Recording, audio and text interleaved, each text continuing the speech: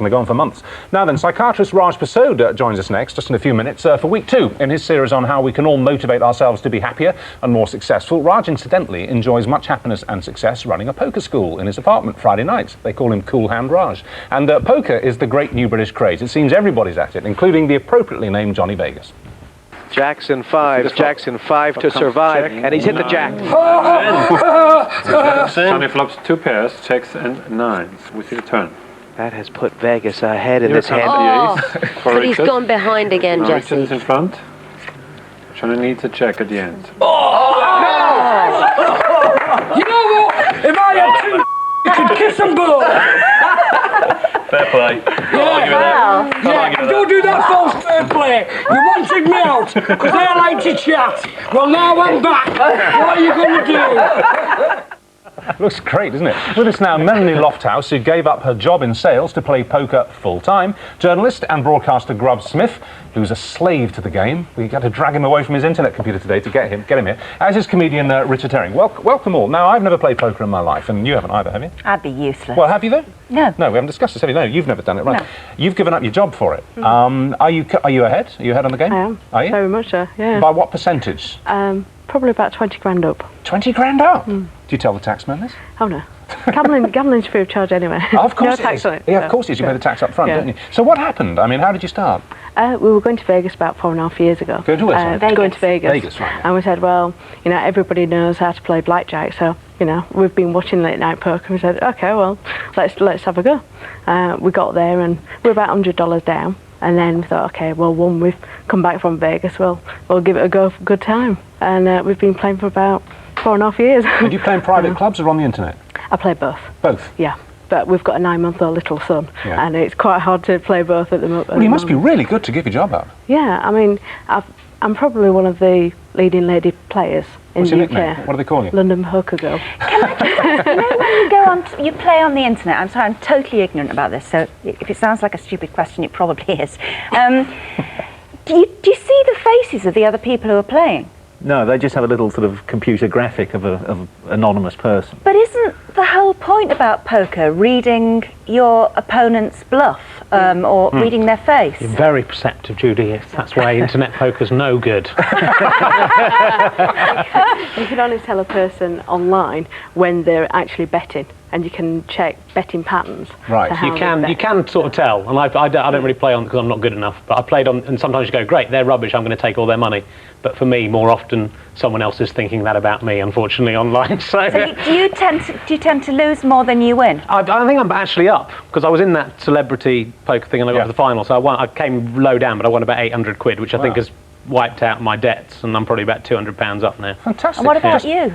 Well, it's interesting, all poker players say, oh, I think I'm probably just about up. The good thing about the internet is, because you have to put money in at the start, you know exactly whether you're up or down. And when you're going to people's houses, I play at Richard's house and I can lie about how much I've won and lost there. I know you go to a casino and you say, oh, well, I've spent that on drinks. On the internet, you know exactly whether you're a winner or a loser. Tell me about the psychology of it face to face now. I mean, I've seen this on films, you know, but what's it like in reality? For example, you're sitting opposite somebody and they end up winning this hand and maybe a lot of money with a rubbish hand of cards because they've somehow persuaded you that they're holding all the aces. How does that work? How do you communicate that totally spurious confidence to the rest of the table when you've got a rubbish hand?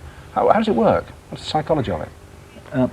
Well, the way that you have to bluff your way into it, but there's a lot of tells with poker as well. So tells is in signs that are giveaways. A lot of people's necks start twitching, and you see the pulse on the neck going, and people, you know, their eyebrows will twitch, and that's a tell. So you can obviously tell that they've got a really poor hand. So that's when you can come out. What's strong. a tell if someone's got a really, really good hand? What's a tell for that usually? They might just sit back and do nothing and be very quiet, very still, not do anything. They might even just play with the chips very gently. And what Richard's doing now, putting your hand in front of putting your hand in front of saying, I'm excited, I don't want anyone to know it, I'm going to do that. Why am I excited? Somebody tell me what really? So that would be a tell, someone's breathing. Like and that. you only get to know that if you play with the same people quite regularly, you know. I mean, but then you can use that again. You can trick people, you can double bluff. You know? I wouldn't play with Raj Pasod for anything. I mean, he's a psychiatrist. He's not very good at that.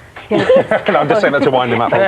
He's a terrible loser, that's all I know. It's an all. He was moaning in the green room. That's something that happened 2 years ago. He's a very competitive man, is right. He's got 7 degrees. Did you know that? Yeah. 7 degrees. You Really? can buy him on the internet. No, he set them all. Okay, so why do you all think that poker's become this big new thing in Britain? I don't know when it started. No one seems to be able to put the finger on it, but it's everywhere. It's in the newspapers, on the internet. Lots of private clubs growing up. People you wouldn't expect to know how to play it are really good. What's happened? Why has it taken off? Do we think? Well, you mentioned late night poker, and when that came on Channel 4 a few years ago, right. You know, everyone thought, "What's this thing late at night? I'll stay up and watch it." And it's like snooker. It was immediately addictive. And the good thing about it is that it is very easy to learn the game of Texas Hold'em, which is type poker, and there is an element of luck. Now, if we would play chess with Gary Kasparov, he'd beat us 100 times out of 100. Right. But you and I could sit down with the world champion Greg Raymer at poker, and for an hour, we could ruin his life. Really? Yeah. In a week, he'd own your house. But for an hour, you would be able to beat him. In a way, not knowing what you're doing can be an advantage, because a lot of good poker players go, well, there's no way they'd go in on that hand. And if you don't know what you're doing, you kind of go in, and then you can't, with Texas Hold'em, cards are put down all the time, so you can just get lucky at the end as well. So, but you can lose a lot of money. I mean, there must be people watching this with their heads in their hands, you know, because I don't know. I mean, do people bet their houses? Do they bet their cards? Do they? Yeah. Why would they do it? Why would they be stupid enough to do that? I think it's the fact that they're playing such high stakes that they get deeper and deeper and deeper into it. Yeah. And you know, I'll never get to that stage because I play beyond my limit, and that's it. You know. And you go into every game with a limit. I'm prepared to lose this much, but not a penny more. Correct. Have you ever broken that rule? No. Have you ever broken that rule? Yeah. Yeah, I always. That's why I stopped playing online, because I went in thinking, oh, maybe I could make £200 a day at this and give up my job, and then, you know, just one day you suddenly lose 400 quid. So. Sure. So what's the appeal to women specifically then? I mean, it's very much a male-dominated world, but it's great that it's such a sport that you can play with everybody. You know, there's not and like cricket is a very male sport, but it's just men. Whereas poker, you can really, you know. So you can, but what I mean is, there is no reason why, as a woman, you are at any more of a disadvantage than a man playing poker. No, not at all. Or vice versa. I mean, so there really isn't a difference between the sexes in this at all? Not at all, no. Do women play differently than men? Do they have a different approach? I think they do. I mean, I play a home game which is very mixed, and the women are really good. The women often win. But when I was in the final of the celebrity poker thing, it was all men in the final, and it was just a really horribly competitive, nasty, testosterone-filled environment. With sore losers? Do you get sore losers? Well, yeah, it's actually just horribly upsetting when especially with that, because the top prize is like £25,000. Yeah. And so Vegas walked away. He lost it, didn't he? Got very angry. Yeah. But being a woman is actually an advantage, I think, because you can flirt with the men. And what you find on the internet when you have to give yourself a screen name, a lot of men actually call themselves Pretty Little Sue. Oh, how cool. To lull people into a false. And when you're actually around a table, does a woman ever play footsie with you to put you off under the table? Unfortunately, not so far. You must learn. Okay, guys, thank you. That was really interesting. Thanks a lot for coming in. We enjoyed that. Fancy learning? Okay, we're going to Fancy learning? I'm no good. I show everything in my face. That's true, you do. I couldn't. Yeah, that's true. I couldn't do it. Okay, we'll shuffle the deck and be right back with